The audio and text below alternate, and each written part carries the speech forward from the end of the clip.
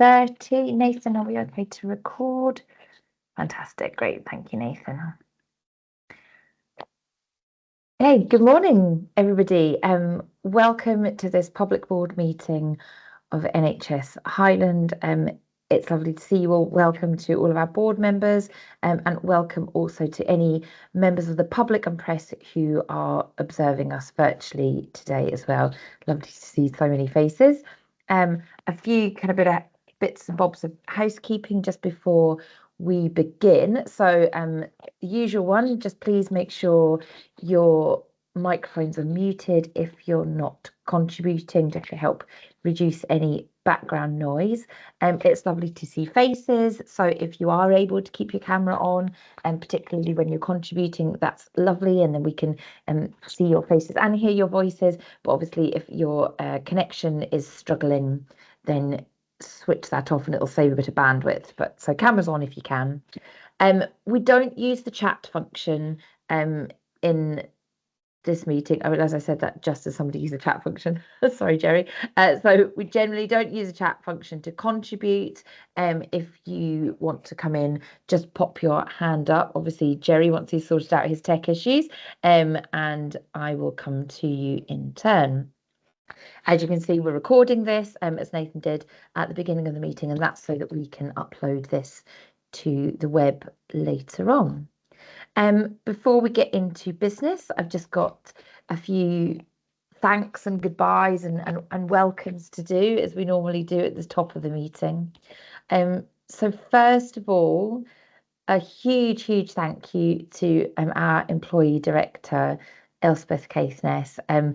Elspeth's term in that particular role actually finishes today. What a way to finish a 4-year term with a board meeting. I can't think of anything better. So Elspeth over the last 4 years has worked tirelessly in her role. It's a complicated kind of dual role, and she's worked really hard both in her leadership and her work within staff side, but also in fulfilling her role as our board member, as employee director as well. Elspeth's been able to draw on all of her experience, her clinical experience, her union experience, and all the other bits that she's pulled together through her career, and that's really helped her bring some great insights into her work. And she's over the 4 years given us lots of appropriate challenge and brought a voice to our discussions that we wouldn't have had otherwise. So from myself and on behalf of the board and other colleagues across the whole organisation, deeply grateful for Elspeth's contributions and her dedication. But I'm very pleased that Elspeth remains within the organisation, just in a different role. So we're not losing her entirely, which is great. And so on that note, I'd then like to extend a really warm welcome to Elspeth's successor, so Gavin Smith. So Gavin Smith will be our new employee director from tomorrow for the next 4 years. So Gavin's been with the organisation for 13 years, working in the health improvement team, public health. He's got work background in community development and advocacy, an experienced trade unionist, and a chair of Unison Highland Healthcare branch. So Gavin clearly brings lots to the role.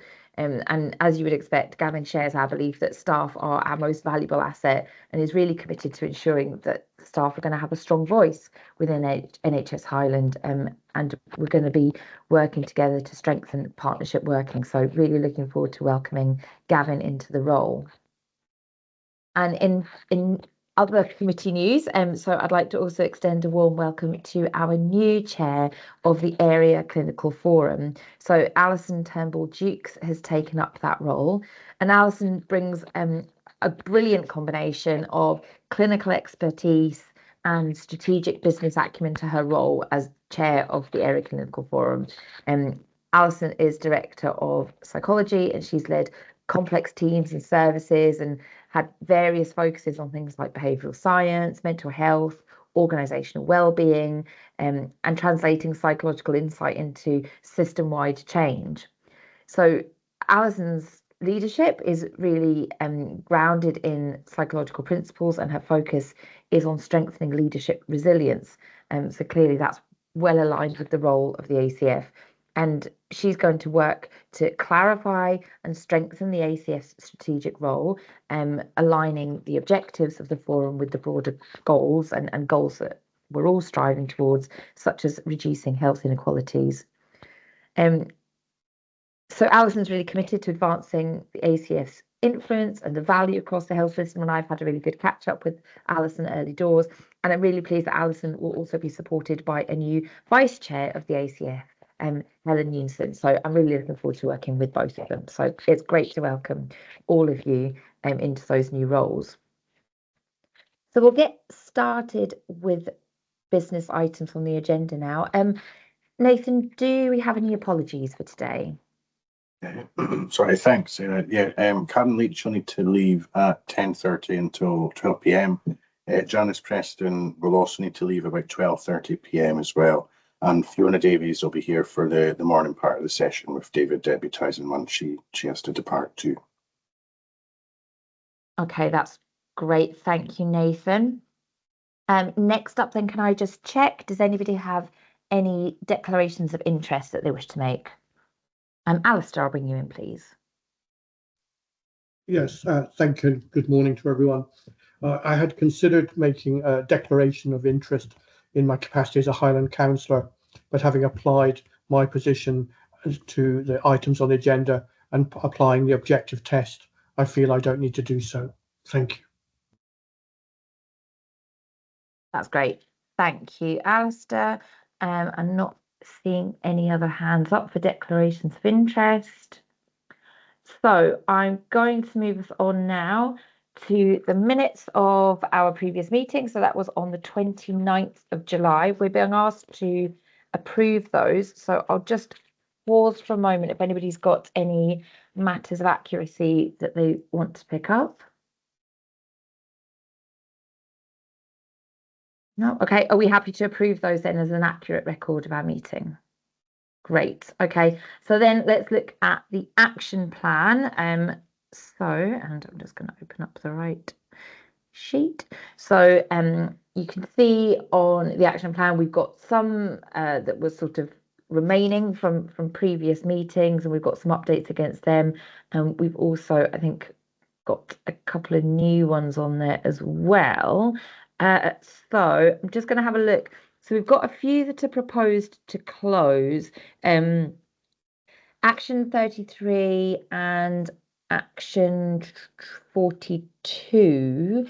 So these are proposed to close because they're going to be moving onto the action tracker of the new committee, so Population Health and the Planning Committee.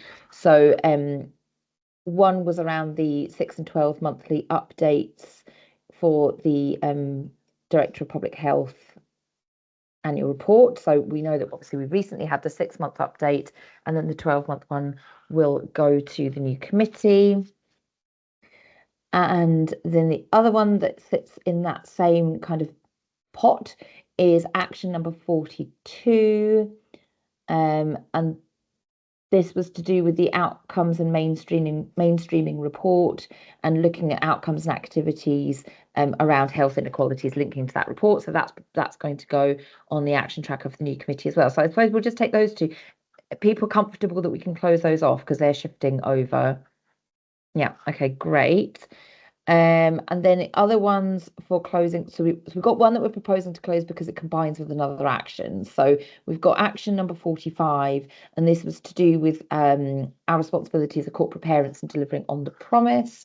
So what we're proposing is that we can merge that, or it has been merged, with action number 35, which sits a little bit higher up. So you can see that that's been reworded to capture both of those actions. So we contend that we can close 45. So that's been picked up in 35. Yep. Great. And the other ones that we've got for closing, one was came from the corporate risk register discussions around risk 1353, and that was articulated in a different way and is going to be considered by the Clinical Governance Committee for the final approval on that. So that's been moved into that committee. So are we happy to close that one? Great. And lost my place now. The last one, sorry, is the whistleblowing annual report. There was an action there to look at the senior leadership presence, and I believe a deep dive report was circulated around board members. So hopefully everybody's had a chance to have a look at that, and therefore we're proposing that we close that one as well. Is everybody okay with that? Yeah. And then there's the others that remain open have obviously got updates against them. I don't know, Nathan, is there anything else that I've missed that you think I need to pull out? No, Sarah, that's actually everything. And there's a couple of updates with things that have been planned further in the future, for example, around the risk element and stuff too. So I think that's everything. But if anyone's unsure, then happy to answer any other questions. Great, thanks, Nathan. Does anybody have? Oh, Alex, perfect. I'll bring you in. Yeah, my usual pedantic bit on the new one. The due date to close is the 30th of September 2025. I think that can't be right. Or we're very quick. One of the two. So I'll fix that one, Alex. Not a Thanks. problem. It's going to be a busy afternoon. Yeah. Okay, that's great. Louise, were you coming in response to that one? Yeah. Was, yes. So we committed to looking at the costings for if we extended care opinion to be board wide. Boyd and I have literally had those costing centres this week, so we'll be exploring those with the EDG. So I think if we can put a date for the next meeting, that should be reasonable. Okay, that's really helpful. Thank you, Louise. And we can maybe just pop some of what Louise has said into the notes column at the right. That would be really, really helpful. And the only other one I picked up, and again, it's another possibly pedantic point, is we've got, where's the number? Action number 37, which is around the general approach to the risk register. I think we just need to change the lead because I think we've had some shifts about. So I believe we'll be putting David in there. And again, we might just want to update the notes. I know we've got a paper obviously later on today around the risk register that probably touches on a few points that link with that particular action. So we can maybe pull some narrative from that paper and pop it in the risk register there to match up with that. Okay, Emily, I saw your hand up, but I'm assuming it was maybe the same point that Alex made. Exactly, yes, it was. Okay, thanks. Great, no worries. Okay, good. So with those agreed closures and those updates and tweaks, is everybody happy to note the action plan at that? Great. Okay, super. I'll pause for a moment in case anybody has any matters arising that they wish to raise that's from the minutes that are not already on the agenda or elsewhere. No. Okay, great. Thanks, everybody. So those are approved. I'll move us on then to item number 2. So this is our Chief Executive's report, and I'll invite Fiona to take us through it. Thanks. Thank you, Chair, and good morning to all board members, those in attendance and any members of the public joining us this morning. Before I talk the board through my report, I wanted to comment on a matter that has arisen since my report was distributed. On Monday last week, the BBC broadcast a disclosure documentary based on undercover reporting on the poor care standards in Castle Hill Care Home in Inverness. I am sure, like others, I was deeply distressed by what I saw in the programme. In partnership with Highland Council, our priority is to ensure the safety and well-being of those who are living in residential care. We have a responsibility as a key partner with regards to support and protection of adults, and we have clear expectations of standards to be met by any care home provider in Highland. The provider of Castle Hill Care Home did not meet those standards. Through the statutory adult support and protection framework, concerns were identified earlier this year in May. Since that time, we have been working extensively with the provider and the Care Inspectorate to ensure that improvements are implemented and maintained, and that all residents receive safe and compassionate care, which we consider to be a fundamental human right. At this time, admissions remain suspended and will continue until we are confident that the required standards have been met and sustained. This decision prioritises the well-being of current residents and ensures the provider can fully focus on embedding the fundamental changes that are needed. I had hoped to be joined this morning by Fiona Duncan, our Chief Social Work Officer for the Highland Partnership. I'm not sure she's been able to join the call, but myself and Arlene, in her absence, will be able to answer any questions and offer assurance to the board in regard of the adult support and protection activity. Now I'll turn back to my report. Over the summer, I've really benefited from the lightening of my diary commitments to ensure a full programme of service visits. Some of these have supported ministerial interest in aspects and areas of our delivery, and some have been undertaken to ensure leadership visibility right across the board area, and to witness the energy and challenges in all types of service delivery. You will see from my report that I toured extensively. My abiding sense from my visits is of a dedicated and professional workforce that relish delivering services to the public. I have warmly welcomed the honesty that people have shared with me about the challenges in workforce supply or infrastructure and digital barriers. I'd like to thank all who hosted me, welcoming me to their area and speaking with passion about what they do and what they imagine is possible in the future. Over the summer, there has also been a focus on delivering all aspects of the operational improvement plan. Indeed, we have a report later in the agenda to take you through the detail. And that, if you recall, was the first of the reform products that was published in January of this year. Our performance in regard of long waits has been impactful, and we are ahead of our trajectories in outpatient and inpatient plans to tackle those who've been waiting the longest, over 52 weeks, by next spring. You will see that digital improvements have been continuing in theatre scheduling and dermatology services. However, I am ensuring that we don't lose the longer term view while focusing on these immediate priorities, as the health of our population is critical. Consideration of how we shift to becoming a prevention-based system is challenging, reversing many years of particular ways of thinking about health and healthcare. But we must use our scale and heft to ensure people throughout Highland and Argyll and Bute in our communities are thriving and living their best lives. Our new Population Health and Planning Committee is about to convene and will be reporting to our board when we next meet. A topic I've been regularly updating the board on is our vascular services.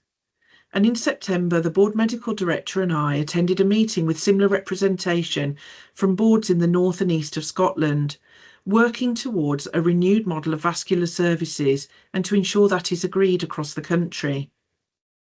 Whilst that final model is likely to be years rather than months or weeks in the making, I feel an optimism about a shared endeavour that's needed to make such a complex change happen. This has also been supplemented by decisions to strengthen the interim mutual aid arrangements, meaning emergency and urgent patients have arrangements in place, maximising what we can offer to them within the Highland Board area, alongside the clear routes where relevant intervention is required elsewhere. I again thank the boards involved for their support and input into stabilising our vascular services. And finally, I wanted to bring to the board's attention the planning work undertaken over the summer on unscheduled care.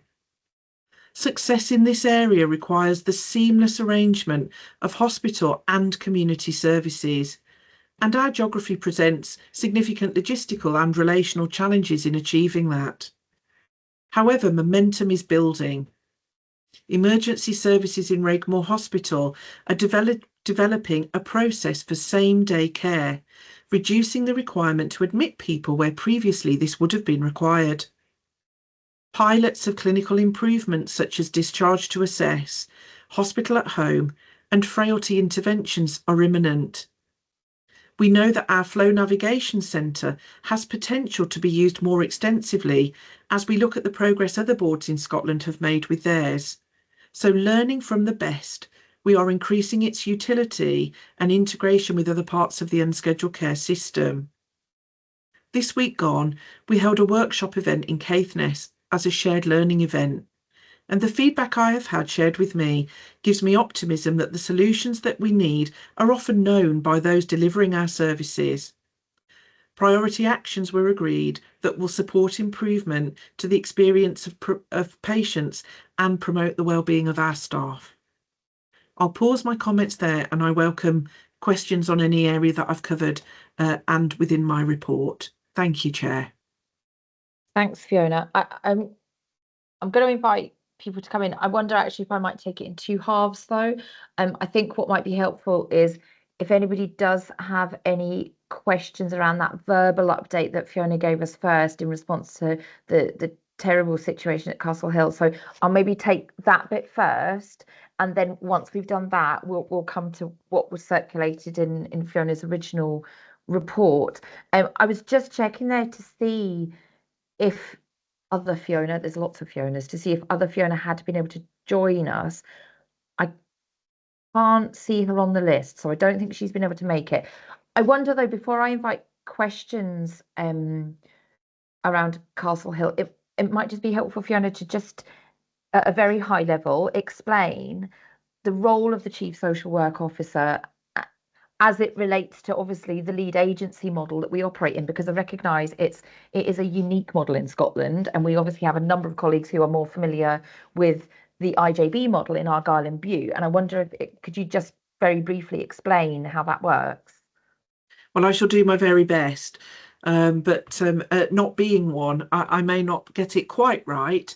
But in very simple terms, the Chief Social Work Officer role is a statutory function that's laid out in legislation, and its ultimate task is to assure social work and social care activity in a geographical area to ensure that it's meeting the standards in terms of practice standards and in terms of the quality of services that are being delivered to the public on behalf of the statutory partner for social work and social care, who, as I would explain it in simple terms, is the council. Now, clearly within the lead agency model, that service has been delegated to NHS Highland for adults, but retained by the Council for Children. And so within the lead agency, the role that we have, that we know our colleague Simon Steer undertakes, the Director of Social Work, has a delegated function to support the Chief Social Work Officer to oversee the quality and delivery of social work and social care services for adults. But the statutory function remains with the Chief Social Work Officer to have oversight of all of that activity.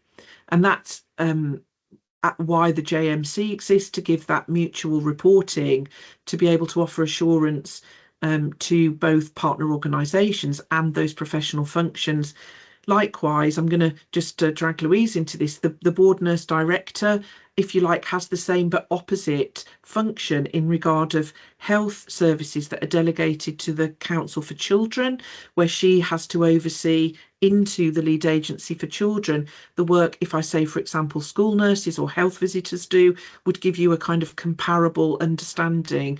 And so that professional cross-referencing is absolutely essential to ensuring that we have the right services being delivered to adults and children of the right standards, and that we're able to offer assurance to each other and to the public that standards are being met. So I hope that's a helpful summary. Anyone that thinks I've not got it quite right can let me know after the meeting.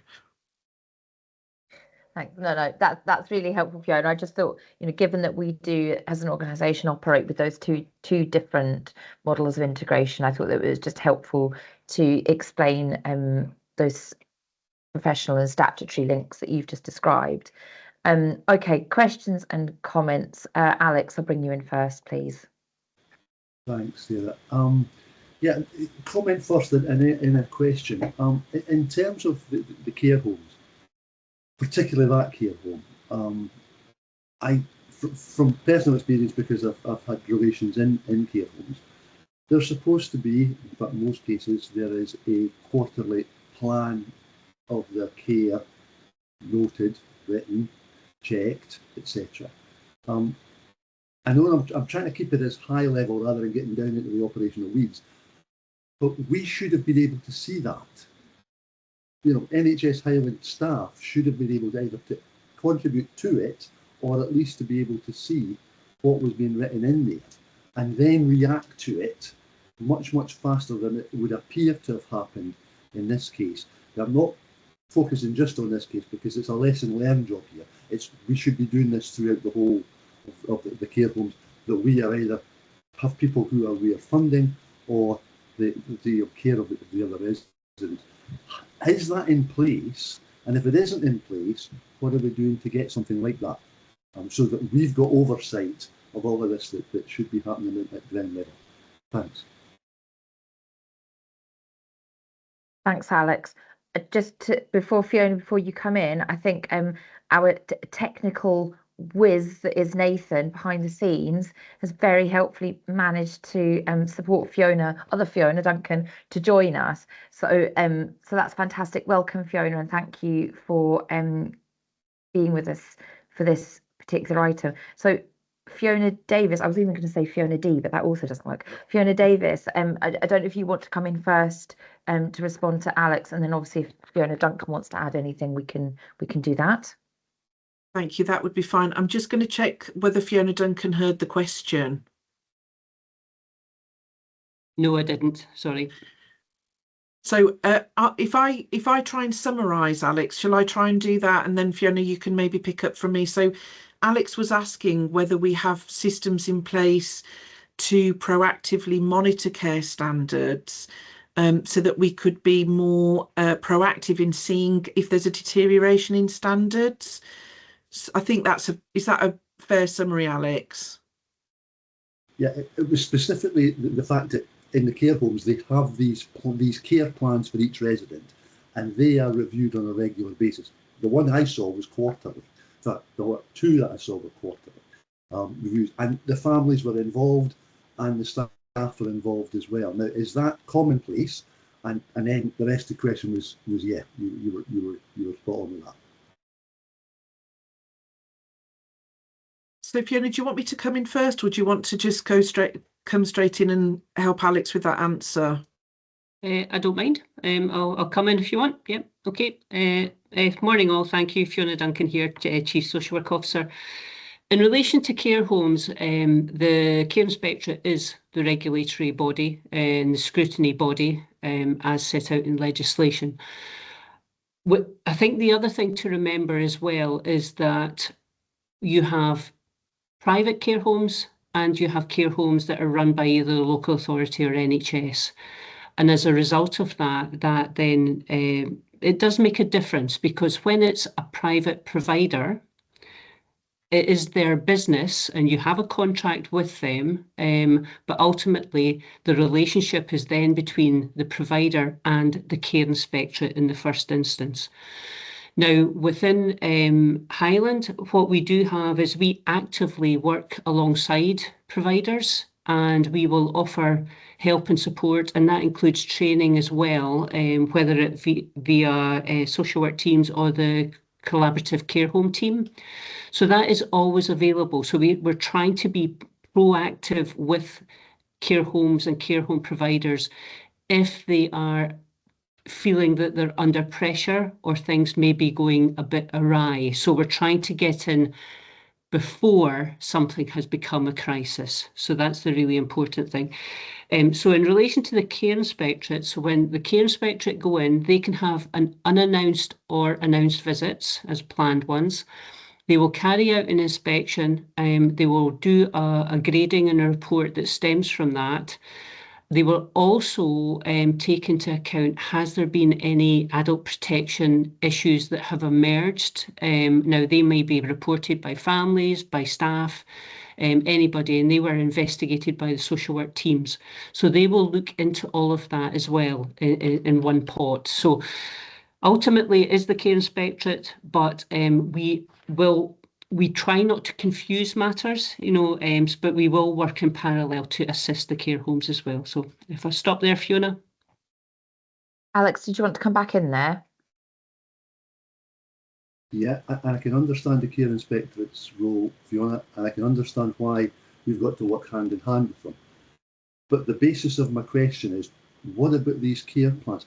We are not, I don't think, we are in a position at the moment that we could honestly say, hand on heart, we should have been able to know what was happening in there, and we've got something in place to do that. At the moment, the answer you gave me, fine, but it isn't actually solving the problem. The problem is, as far as I can see, that we've got residents in there who are not getting the care that they both need, deserve and require, and we're sitting back saying it's the regulator's fault, and it can't be. It's our fault, because that's what we're responsible for. So I'm sorry, I think we need more in-depth cover, more in-depth checking, more planning to make sure that we carry out our responsibility as a board, to make sure that we've got the oversight in place and that we can get that stopped before it happens, not after it happens, and worse, have a television company putting it into our part. So I'll leave it there. Thanks. No, that's a great. I think you've made a point and probably expressed feelings that many of us share, Alex. Thank you for that. And Louise, I'll bring you in, please, because I could see you popped your hand up there. Thanks, and completely acknowledge what you're saying there, Alex, in terms of making sure that things are good enough, and certainly within response to Castle Hill specifically, we are very active already in there, and we are seeing improvements, but we're having to work very closely with the provider, both with social care staff and with health staff. So that is very much in place at the moment in that care home. In terms of other care homes, what we have established is a care home collaborative, which was set up during the pandemic. That's made up of a multi-professional group of people, including lead nurse, AHPs, social care staff, etc. And they are very active and engaged within the care home settings across all of the care home areas of Highland. And we're certainly building on that. We've got substantive funding now for that on a permanent basis from the Scottish Government as of this year. So we're no longer having to go through a bit of a boom and bust at the end of each financial year when we have to try and carry posts over. So we've got a sustained team now that are very active and engaged, and we have the health protection team, for example, looking at infection control and working in collaboration. They're in and around homes. They have certainly there's daily contact with various different care homes. So we're really trying to build that quality assurance framework, if you like, around all of the care homes, so that we are doing that proactive rather than reactive.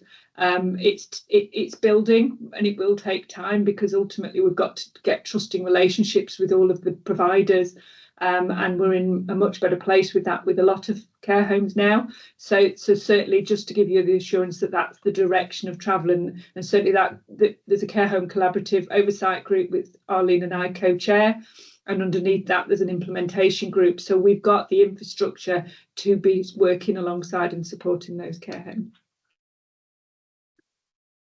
Thanks, Louise. And I'll maybe wrap this up at the end. I'll bring Karen in a second, and we can maybe wrap up in the end what we think we need to do going forward. But I suppose that direction of travel sounds, very, very positive, and it's the right thing to do, and building those relationships as you described, Louise. I suppose the question that comes to my mind instantly is, it even if that's the right thing to do and that setup is correct, it maybe hasn't delivered what we would have wanted to have seen with regards to this particular care home on this particular occasion. And whilst I recognise that what you're saying is absolutely right, it takes time to build up those relationships and establish those mechanisms. I wonder if that's an important question to take back to the care home collaborative, as to how could we strengthen it further, so that we can, as Alex said, it's about catching it early and getting in there before a problem is a problem. So I think that might be something we could take away from this conversation. Louise, did you want to come back in? Sorry. Yeah, just to say, totally agree with that, and certainly Arlene and I have been having active conversations even prior to this about how we strengthen that and how we really build on what we've got in place at the moment, because we know we've definitely got work to do to get us to the right place, but we've got a lot of good people around it, which is the first step really in making sure that we're where we want to be. Okay, that's helpful. I'll bring others in, and then we'll sort of see where we're sitting after that. So, Karen, I'll bring you in next, please. Thank you, Sarah. Thank you to Fiona and Fiona. I firstly just like to express my sorrow for the people who were involved, both the individuals who were affected, the families, but also the staff who were probably affected in some ways by this as well as that community of people. So my question is similar but slightly different to Alex's, and it's in relation to our responsibilities for the placement of people in care at home or care homes, and therefore our responsibilities. And I'm much more familiar with the English system, so I'm going to talk about commissioning. And I know we don't do commissioning in that way here, but the principles of it are the same in my view. So we have a responsibility for the placement of someone in a particular care at home or care home service. And my understanding from my very, quick interpretation of the laws that we have available to us is that we retain a statutory responsibility for that placement and the review of that placement. And my question is, are we doing that review of the placement? Because going back to Fiona's report around that preventative thinking, this is also part of that preventative thinking.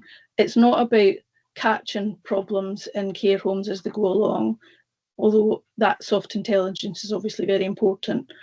It's about making sure that people are placed in the right place for their needs. And part of that comes from that review. Yes, it's triggered by changes in people's health status or some other thing that happens, but there is also a responsibility for a regular review. I'm aware from my own experience as a manager of social work services that regular review often ends up down the pile of work that needs to be done. So it would be helpful to understand if that's a process that is in place, and that is the regular review of the placement, whether it be for someone who has gone in because of a nursing need, but now they have a need for specialist dementia care, or they were residential and now they need to move to, or their care home or their care at home placement changes or whatever it is. So that regular review, but then also if we're not able to service that need, how are we capturing that as an unmet need or a service gap? And if we have a waiting list, what size is that waiting list? And I'm not expecting you to answer all of that at the minute, but I really just want to understand, is that a process that we currently have? And if we have, is it working or not? That's really the kind of gist of the question. Thank you. Thanks, Karen. Fiona Davis. Chair, I'm going to suggest that Arlene takes that initially, and then if Fiona's got anything to add. Yeah, I've got. Is that okay? So, Arlene, do you want to come in next? Yes, thank you. And I can also pass to Fiona to kind of provide the detail around about the statutory responsibilities. But exactly as you're saying, Karen, yes, we do have a responsibility to ensure that there are reviews of individuals within care homes. That is something that does happen across Highland. There are on occasion difficulties with resourcing the reviews, and that we would always prioritise the adult support and protection work. So when a concern has been raised to us, that would be prioritised against the regular reviewing of individuals in care homes. And I think that's exactly, as Louise was saying earlier, something that we're now considering and reviewing as to how do we ensure that there isn't long gaps between potentially the reviewing and where our workers are involved in the reviews, because as Alex pointed out, families will be involved, the provider will be involved, and that responsibility sits with the provider about that. But where do we have the workers from our collaborative care home team involved and our social workers involved in those regular reviews when there isn't an early concern? And I think actually when there are concerns, our teams are pretty good at responding appropriately in that, and we can see that particularly within Castle Hill and the arrangements that were in place through the large-scale investigation. But I agree, I think that how do we maintain the regular review of every resident in a care home? But I can pass that to Fiona for some of the detail about the specifics. Thank you. And just to say that with the providers, we obviously have a contract in place. And within the contract, it will specify X, Y, and Z, and it needs to, because within the private element of this, we can't just walk through the front door. You know, so we have to make sure that the contract, and within the contract, it's stated what the expectations are.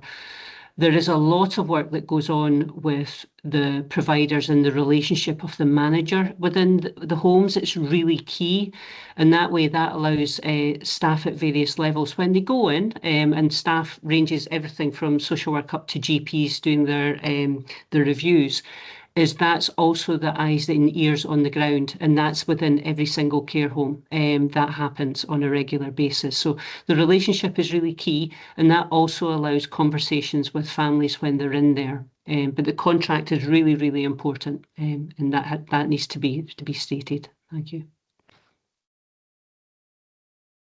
Thanks, Fiona, and yeah, absolutely. I think it's a really good point about that commissioning relationship, and you're right, Karen, it's slightly different, but the principle is the same.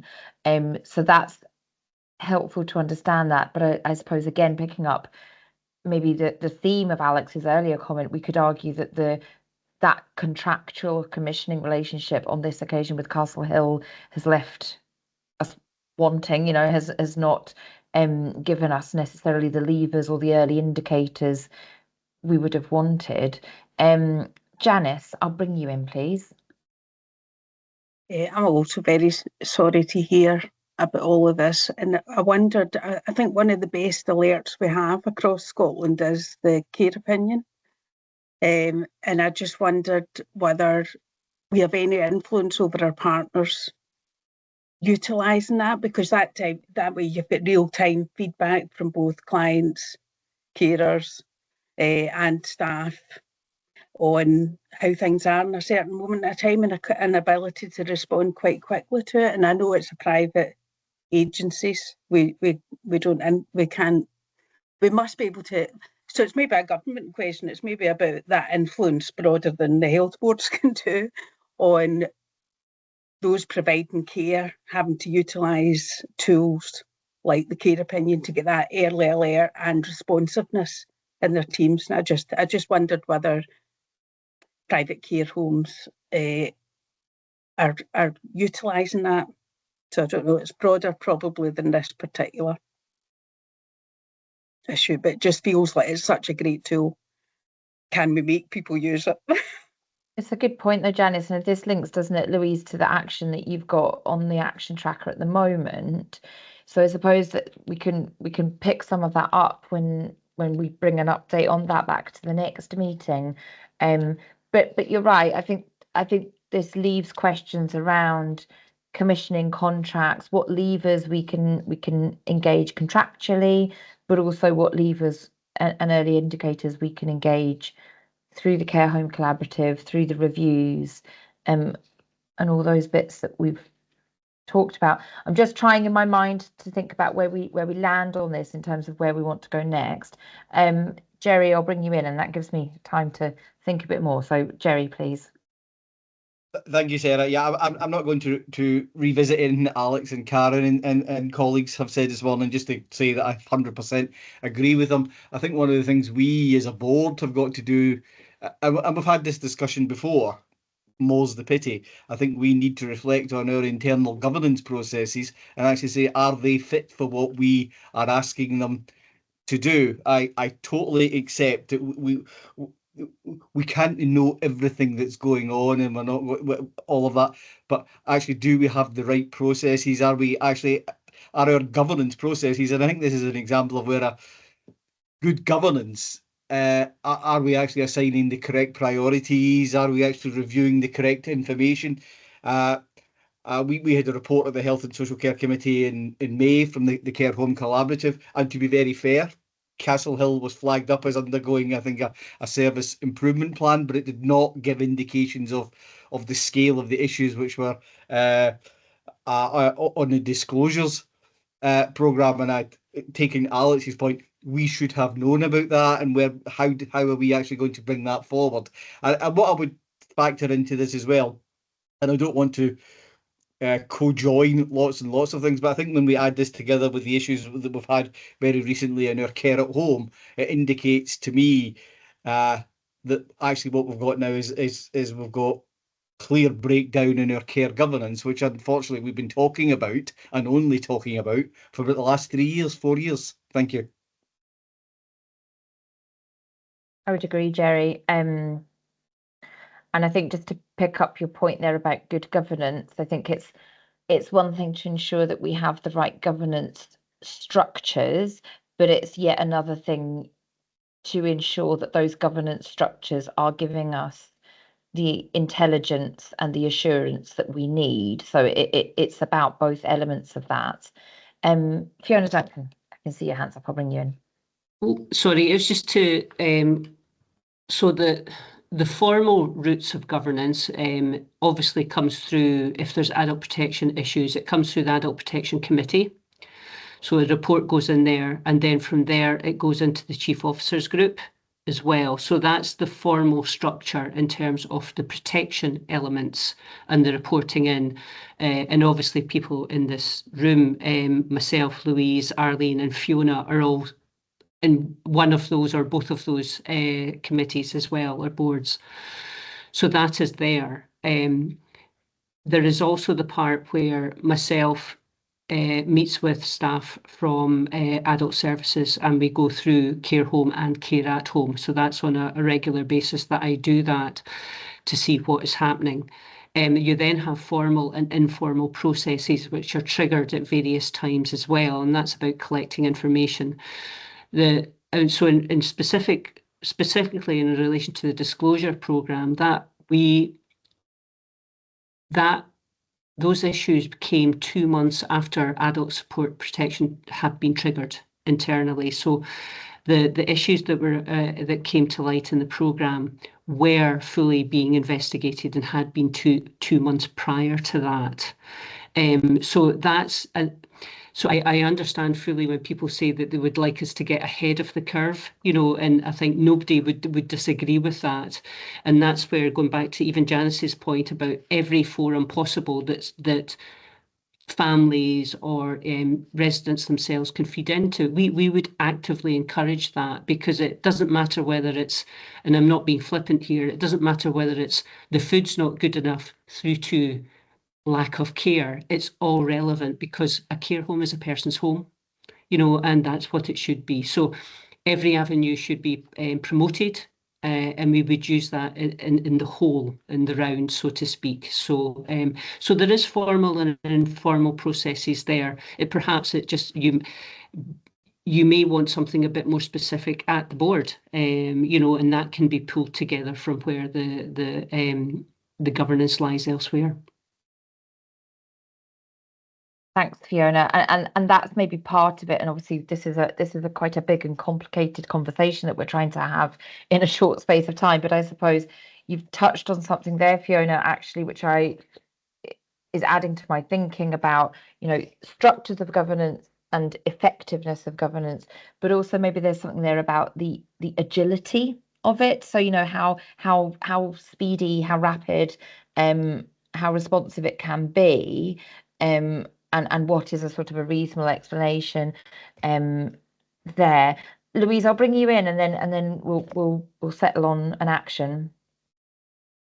Thanks, and I think it's fair to say that we have been challenged around clinical and care governance aspects and where exactly the care aspect sits within that. But certainly I think that has begun to become more aligned. So certainly the group that sits within Arlene's part of the business has a clinical and care governance forum that can report into, or does report into, the clinical governance committee. I think we've probably just got to review some of the terms of reference to be absolutely clear what things are going to the Health and Social Care Committee and the Clinical Governance Committee, because there are things that need to go in both places because they've got a subtly different requirement. So I think there's just something more we need to do and reflect back on the routes up. But equally, as Fiona Duncan has been talking about, there's that really important aspect of governance at the localist level that feeds up so that it isn't just about us knowing about it at senior level, but actually it's not being managed and dealt with effectively on the ground. So it's getting that governance at every level aspect. And I know that that's obvious for all of us in the room, but I think it's just worth saying that we've just got to make sure that every step and every angle is covered. Thanks, Louise. Okay, so we clearly need to record an action here.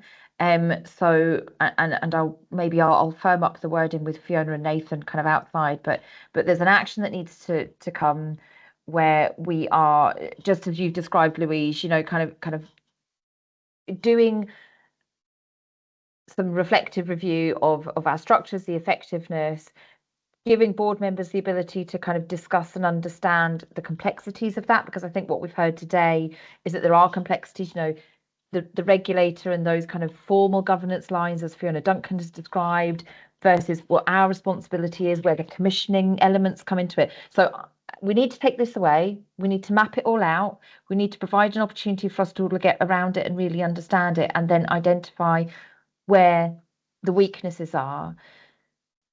Because I suppose where I'm left, having heard everybody's contributions, it is similar to how Fiona, I guess, started, is how very, very distressing that was to watch, and how awful that is. You know, that it's awful for us watching it, but how awful that is or was for the residents, for the families, for the staff as well.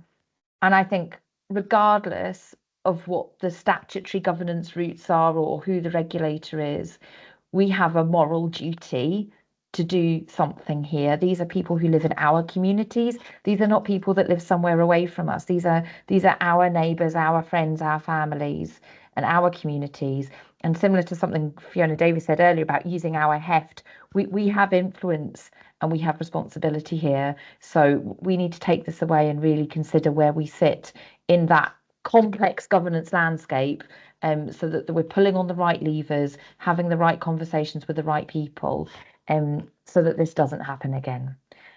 So I think that's what we need to do. So we will take that away. Thank you, everybody, for your contributions. I realise we spent significantly longer on that than the agenda had afforded, but that was really, really important for us to do that today. And thank you, Fiona Duncan. Sorry you had trouble getting in with our mega secure Teams links, but I'm really glad you were able to join us. And obviously we'll pick this up further offline with partners after this. Thank you. Okay. Thank you. Bye. Okay. I realise that's been, you know, that's quite a heavy topic for us to be discussing, and I know people will be thinking about that really deeply. But we do have more business to get through. So I said I would take that in two halves. If you can remember, there was also a report from Fiona as well that we had circulated. So I'll give everybody a minute just to reset. But I think there were some really, really important things in Fiona's written report that we received as well, which she talked us through. So I am happy to open up for some questions and comments around Fiona's report.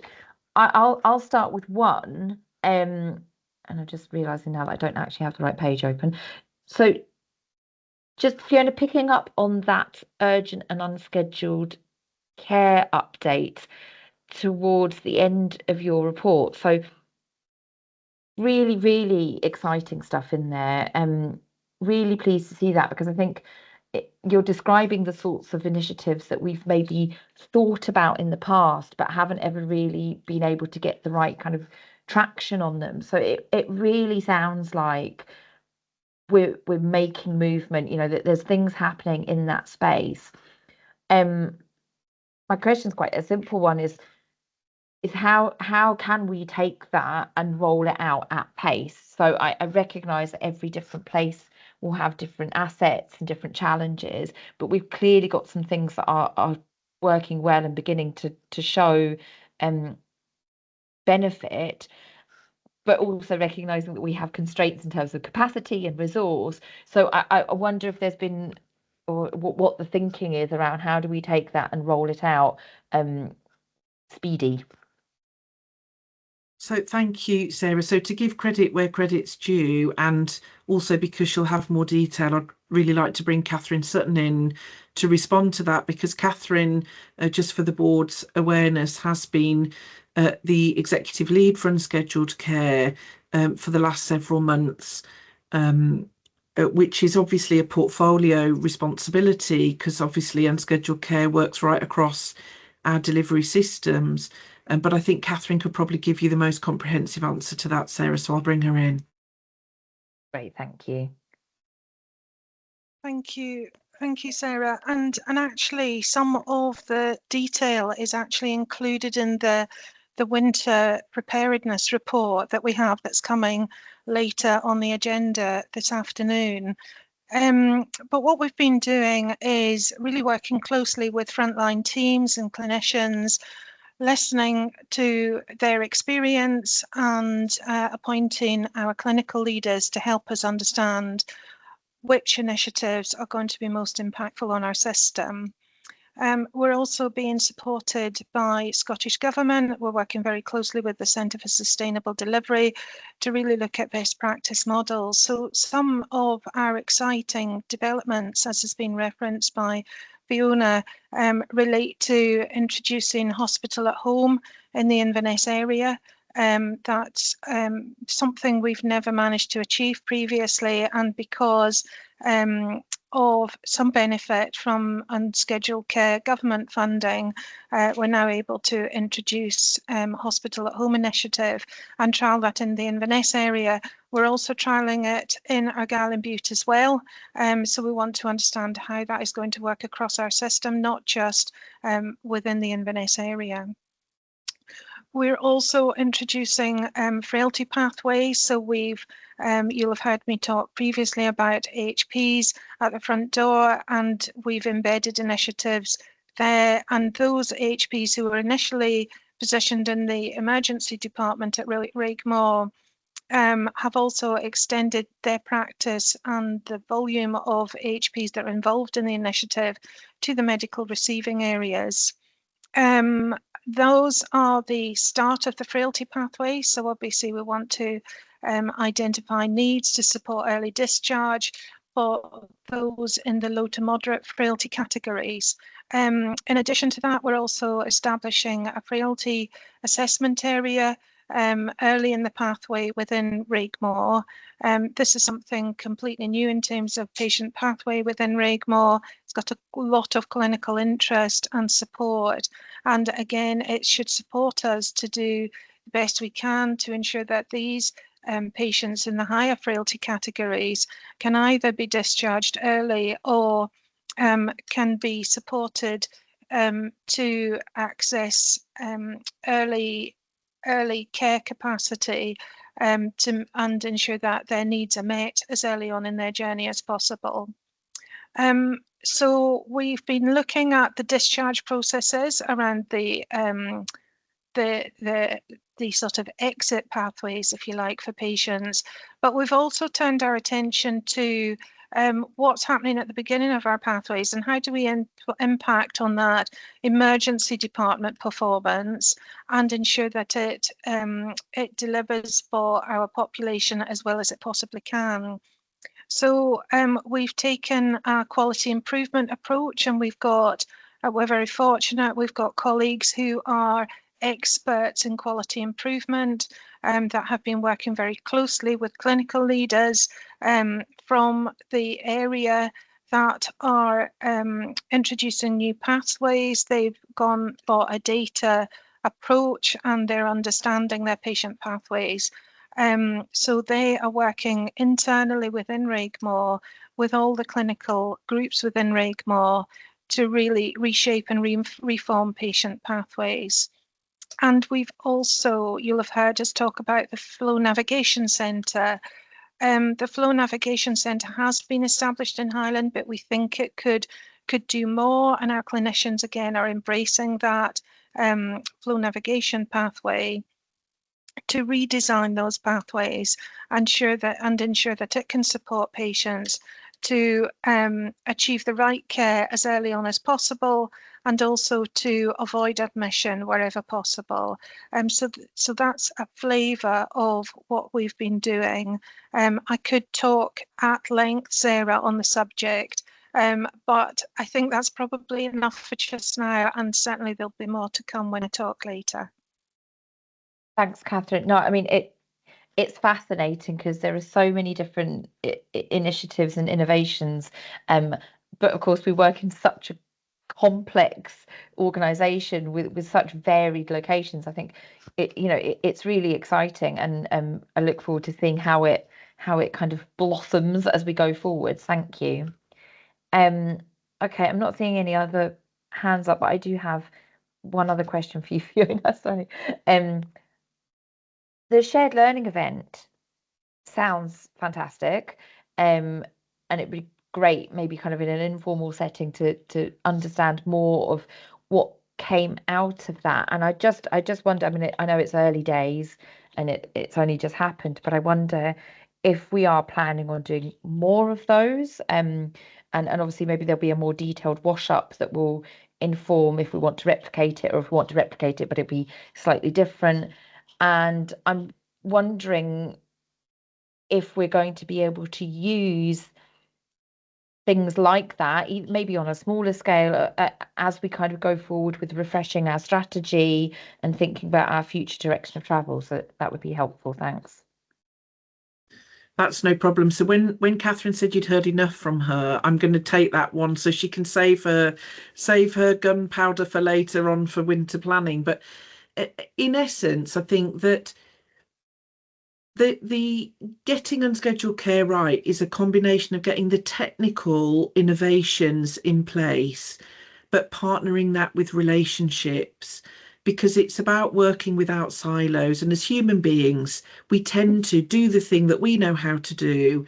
And sometimes when we're very busy, we then struggle to empathise or connect with people around us who have a shared aspect of the outcome for the individual who's in the middle of that.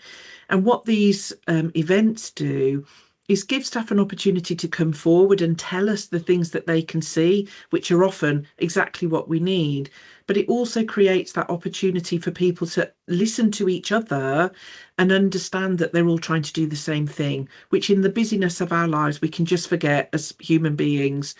And we can become quite fixed on the bit of it that's our bit of it. So it's a really important way of blending the technical with the relational. And I think when we do those things together well, we tend to start to see things moving and improvement coming forward.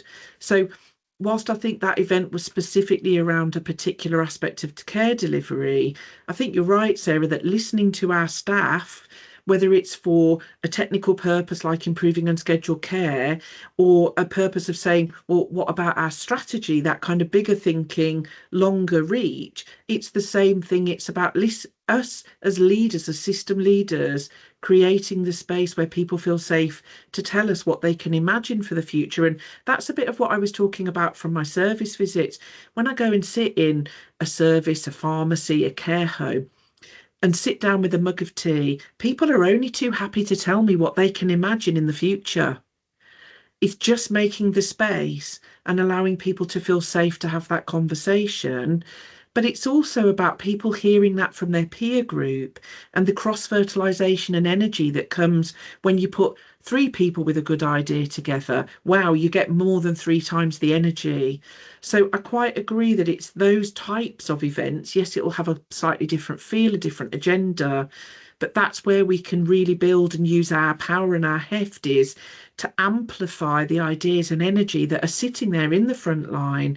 And we'll need to do with the same with the public, because again, every time I meet with the public, they've got brilliant ideas, great ideas. Sometimes those ideas can feel overambitious or a bit scary for us, but only by hearing them can we have a dialogue where we find the pragmatic right way forward. But that's exactly what we need to do. We need to create spaces to listen with a culture of really hearing and listening so people feel safe to bring their contributions, and that we use our power as peers or communities to really drive forward as an engine of what we need to do to change. Thanks. Thanks, Fiona. Yeah, no, that's made me feel positive about that, and it would be really interesting to see, obviously at a high level, what came out of that Caithness event, because I think that could be really interesting for us to dig into a little bit there. Okay, any other questions or comments for Fiona on her report? Oh, okay. Thank you, Fiona. As always, it's an interesting read, and I suppose actually just thank you for continuing to make sure you get out and about. We all know it's not easy getting out. It's a big area, so I think I certainly really appreciate it, and I appreciate learning from what you've picked up as you go out, and I'm sure our teams really feel it as well, so that's good. Thank you. Sorry, I've got a little frog in my throat now, so I'm going to let some other people get into some talking. We have our committee assurance reports. So first up, I have audit, and I'll invite Emily to speak to that, please. Thanks, Sarah. We covered off reports on the children's services transition arrangements, which there was a limited number of issues raised, but obviously it was quite a good achievement to have that audit over the line, just obviously noting the very limited scope that it covers. So there's more to be done in terms of how we get assurance on children's services more generally, but it was obviously welcome to have that report covered. The other report was in relation to resident doctors' rota compliance, which there were some larger issues raised in relation to that. So that was the subject of a broader discussion, and there's been a request for that to come back to the December meeting. I probably won't say any more than that was the main business of the meeting. Obviously, external audit is quite early in the year, but they're happy that everything's as on track as it can be at this point. So other than that, happy to take questions on the report or the minutes, but I think that's all that needs to be raised at this stage. That's great. Thank you, Emily. Not seeing any hands up, so that's good. We've got all the reports there. Thank you.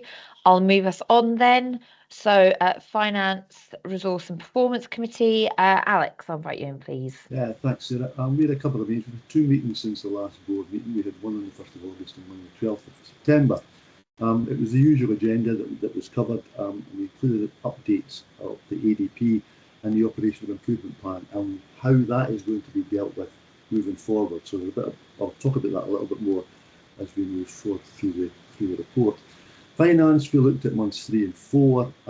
The forecast year overspend still sits at 40 million, but there's a couple of heavy assumptions here.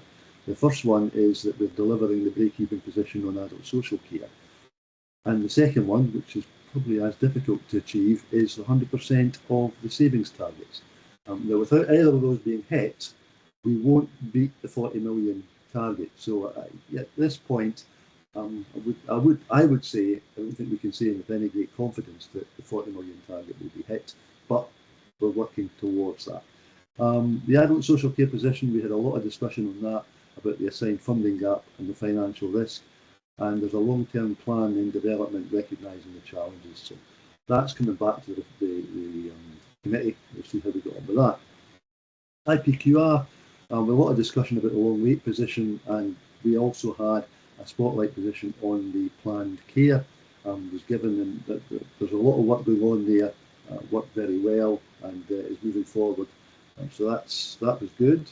ADP and OIP, they're starting to almost come together now. So there's a suite of KPIs being identified for the key areas of the OIP, the Operational Improvement Plan, which align closely with the ADP. And we're going to see that as we move forward now in the October and November meetings. So we'll keep an eye on how that's been going. And finally, with a very good bit of news on the new Craig site and the facility that was formally handed back to us on the 14th of July. And all financial liabilities met. Now, the programme board is going to continue to work for another 3 months, and then we'll get the formal report, closure report, coming back with the improvements, with the lessons learned, etc. So that's me for the FRP. Brilliant, thank you, Alec. Any questions or comments? Not seeing anybody. Okay, that's good. Thank you for that update.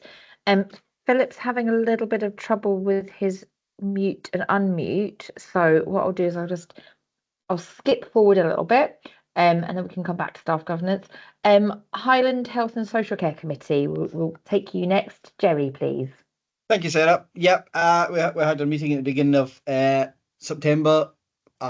Minutes from the previous meeting are there, as well as the summary. Probably just a few items just to pick up, just to bring colleagues up to speed on. I think just echoing Alex's comments, we had a good discussion at the Health and Social Care Committee about the delivery of the Highland Health and Social Care efficiency target, £6.8 million, as well as the 3% on adult social care. And I think, yeah, we would 100% echo Alex's views about concerns there about delivering 100% of it. I don't think there is any criticism of the level of work and activity going on. It's actually just the deliverability in year which will present as a challenge there. We had a good update on the vaccination delivery, the move to the hybrid model. We got assurance on delivery mechanisms for this winter programme, and obviously we're ongoing discussions with GP colleagues in relation to moving towards the hybrid model. And I think, to be fair, that's probably just as we might have expected. It's taken a little bit longer than we had hoped, because these discussions are quite complex, and the delivery mechanisms that get put in place behind that was good. And we had our annual update from the Drug and Alcohol Recovery Service, and really reported really excellent progress on performance against the MAT standards. Probably had some waiting time issues in year due to difficulty recruiting posts. That's a very common theme, I think, across the piece. And Teresa also gave as well, she was with us, gave us a very short update, but a very informative update on custody healthcare, and hopefully some changes we can make to the delivery model in there, which will A, improve the service, but actually B, deliver quite significant financial savings as well. So really what we want to see going in there. So really we wish Teresa very well with that recruitment challenge which is underway. Happy to take any questions, Sarah. Thank you.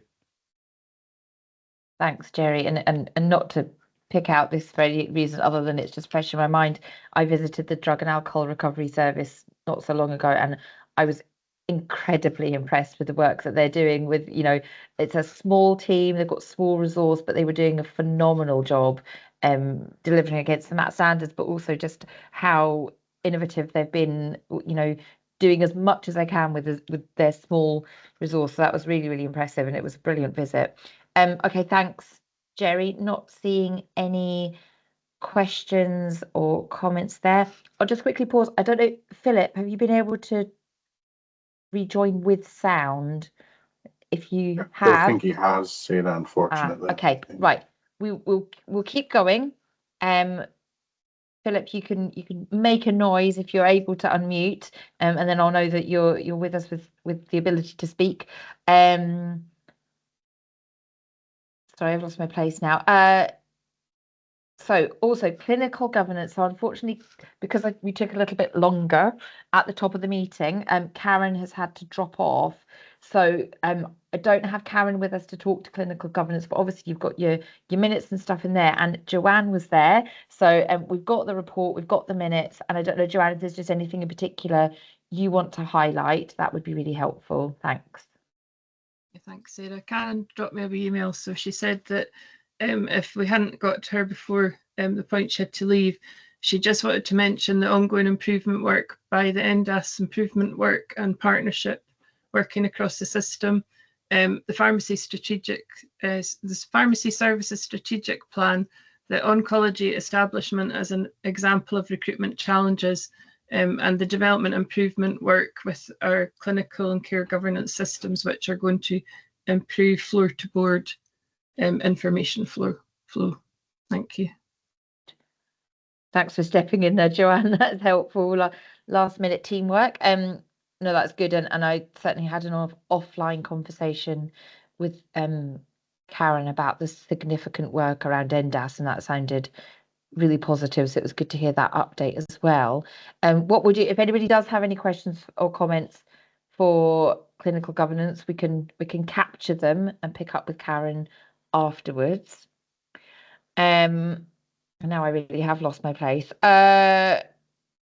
What we'll do then, if Philip can't get unmuted, well, staff governance, Steve is Can here. you hear me? Is it working? Oh, he's like a voice from above. There you are. We got you there, Philip. Yep. Ah, right. Okay, apologies for that, folks. I've been kind of in and out all morning trying to get this to work. Yeah, just going very quickly. We've got two papers for the previous governance committee, the staff governance. The first is back in July, which is a minute, and then we've got the key points from the last one. The key points from the last one are as outlined. We've got 4 issues, or not issues, but just things that we would like to highlight to the board. One was the work on the people and culture portfolio board update, and we had a good input with the leadership and management pathway that's being developed. So that's worth a read if anybody wants to go back to that. We're continuing to progress on the StatMan training and also the appraisals. So there's a huge amount of work that has been done on that. It has taken a huge length of time to get to where we are, but we are slowly seeing improvements there. The strategic risk register, we had a workshop in June or July, and the level 2 risks have been updated, and they will be circulated to the meeting in November.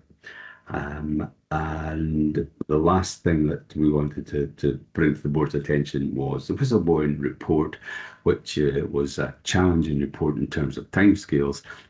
The issue that we have with the whistleblowing is that there are so small numbers, and some of the issues are so complex, then it does take quite a long time to get these resolved. There's also an issue with the reports we get at the committee in terms of the depth of the information we get. We have to be very, very careful in treading that fine line between giving sufficient information but not identifying operational kind of issues, because there are so few of them. But yeah, we're working through those. So those are the highlights of the staff governance committee. Thank you, Philip. I'm glad we got your audio in the end. That's good. And yeah, I noticed the update around the significant work around StatMan and appraisal. So that's greatly appreciated. Well done, everybody. And we know that's been a long one. Gareth, you want to come in? Yeah, probably just to add a little bit to that, to say that the data we looked at the last year of data for StatMan, statutory managed training, and that has shown a clear trajectory over that period of time with all areas improving. So that was a lot of our focus of the discussion. The PDR side of things, I would suggest, is although it has progressed, it's been at a much slower pace, and I still think we've got some challenges there that we need to address. So that will probably come up through the conversation through the IPQR as well today. So just to note that it's a tale of two halves. Yeah, that's great. Thank you, Gareth. Okay, super. So I'll move us on. We have, who have we got next? Area Clinical Forum. Alison, welcome. I'll invite you to give us a brief highlights from your meeting. That was your first meeting, I believe. Okay, thank you, Sarah. Hello, everybody. Just to update you, it was my first meeting as chair of the Area Clinical Forum, so a lot of the meeting was discussions around actually the purpose of the Area Clinical Forum and increasing its identity, its visibility, its purpose. There was a feeling of wanting a stronger proactive role in that advisory capacity. So we touched on the conversations when I met with Sarah about the ability to influence, and a lot of the discussions we had at the actual meeting were about not just a vertical influence, but a horizontal influence within the sort of organisation. So on that note, I said that I'd go back and feed back into the advisory committees on our meetings and obviously get a chance to meet with them on a one-to-one basis and other stakeholders involved to kind of see where the alignment of the Area Clinical Forum can be best utilised and be of value within the organisation and how we can create best value within the organisation. We discussed issues around representations from secondary care because of time pressures, and there are gaps in some of the advisory committees. So we're just mapping that out at the moment to try and see where those vacancies are and see if we can get more engagement. We discussed some of the underlying principles that we'd like to bring in terms of some of the sort of national policies, so the Scottish Government Service Renewal Framework, the population health, underpinning that with realistic medicine and also being trauma informed as some of the basic foundations that we have in place of the discussion points that we would like to bring and be of best value again. In terms of some of the issues that had been previously raised, Gareth very kindly attended our meeting. There were some issues around recruitment, and we have a huge amount of issues with job train and a lot of generated applications and how the filtering system around with that. So Gareth gave us some very good advice back, which will feed back out to the advisory chairs so they can feed back into their various committees. We discussed also, we have a bid with Scottish Government for 3 years funding for long COVID. And ME and CFS, so that was welcomed and that bid has gone ahead. And we also discussed issues around the nursing, midwifery and allied health professionals representation at Area Clinical Forum, because it's our biggest group, but it comes under one kind of category term. So we would just that was an area that I will take up with the relevant parties and feed back in. Any questions? Oh, that's great. Thank you, Alison. And none from me. Happy to pause if there are others, but I really enjoyed the conversation we had afterwards as well, where we kind of thought about how we would work to strengthen the ACF and the board connection and align those things. So I think the next little while will be quite exciting for ACF and what we can do with that. Not seeing any other questions, so that's great. Thank you very much, Alison. The Argyll and Bute IJB. Graham, please, I'll bring you in. Good morning, and it's very good to be able to report on a meeting that wasn't in the dim and distant past. It was in fact only just 2 weeks ago, and we were on the Cowal Peninsula. As you know, we're out and about. So our morning was spent at the community hospital in Dunoon, and it's really good to see the sheer range of activity that happens in these places and how much part of the community they are.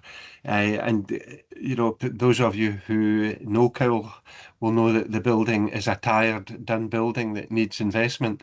But in spite of that, you know, there's loads of really good work happening, and people, unfortunately, having to kind of constantly juggle against some of the limitations of the building. It reminds us all of our of the challenges that we have with capital investment and so on, but another good venue for us to get to. So our board meeting was in the afternoon. It was a marathon, 3.5 hours. It was in the Queen's Hall in Dunoon.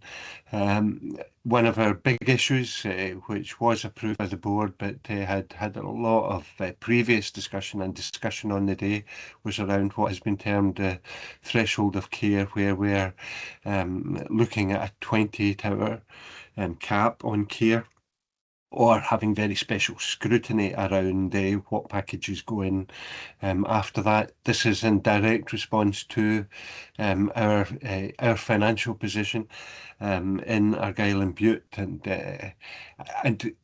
I think we also learned a huge amount from the consultation that happened beforehand, you know, how varied actual care delivery is across Argyll, how some areas can get very good access to care packages, others it's much more of a challenge, the different situations facing the islands and so on in Argyll and Bute. So, you know, hugely kind of challenging time for us at the moment, because it's not this alone isn't going to be enough for us to meet our challenges financially, but also in terms of equity of delivery and so on across area. So you know, there are extra resources going in to try to address the situation, but these are capped, and we're trying to get also, I guess, as we were hearing earlier from Fiona, it's that ability to be able to work smarter, not just harder, is one of the things that we really have to do. So a challenging time, but we covered a big amount at the meeting, and it's all there for any comments or questions. Thank you. Thank you, Graham. That's a really helpful update. And yes, you're right. It's nice to have an update for a meeting that just happened. So that's really, really good, and great to hear that you're taking the IJB on the road. I know that that's offering lots of really important opportunity to get out and about and engage with staff and communities, and that's brilliant. Okay, I'm not seeing any other questions or comments around the IJB. I've lost my place again. Oh, we next have one. A rare sighting is our Pharmacy Practices Committee. Nathan. Yeah, thanks, Sarah. I'm just on behalf of Karen. So the minutes are there and they're quite extensive as well. But ultimately it was not approved there as well. So it's quite a lengthy meeting that tends to happen, as you say. It's quite infrequent. There is another one due on the 21st of October. So there'll be an update coming to board as well for that in November. But obviously we can take any questions away if anyone has those. There has been some work going on behind the scenes in terms of how those committees take place and making sure they're adequately resourced and things as well, because it is a challenge. Thanks, Nathan. Yes, but we've been having lots of conversations offline about making sure that we can share the workload of the Pharmacy Practices Committee. It's probably the best way of saying it. But as Nathan said, it's there. It's lengthy, but it's there. And absolutely, if people have questions, Nathan can pick them up offline. We can make sure that Karen sees those and can work through those outside of the meeting. Okay. I realise that our agenda and timings are a little bit off because we had a bit of an unplanned conversation at the beginning. I'm actually going to suggest that we take a break now because I think that was quite an intense start. So let's take 15 minutes now. Let's get refreshed, stretch our legs, have a drink, and we'll come back in 15 minutes and we'll get stuck right into finance and performance. Okay, see you in 15.